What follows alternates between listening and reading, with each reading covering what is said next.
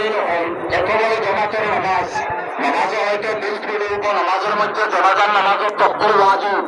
ইমাম সাহেব যে সময় হইতো আল্লাহু আকবার এই সময় আমরা হইতাম আল্লাহু আকবার ইমাম সাহেব আবার সালাত করার পরে আল্লাহু আকবার হইতো আমরা আল্লাহু আকবার হইতাম আল্লাহু আকবার তকবীরের বাদে সালাত পড়া সুন্নাত যদি কোনো মানুষকে পড়ছেন না গুনাহ হইতো না কিন্তু নতুন সুন্নাত সালবা না আর তকবীর পড়া ইমাম সাহেব যারা হইতো আল্লাহু আকবার হলো আপনারা পড়া লাগবে তকবীর আল্লাহু আকবার দুই নম্বর যদি কারো তকবীর ছুটি যায় তো সালাম ফিরাইবার আগে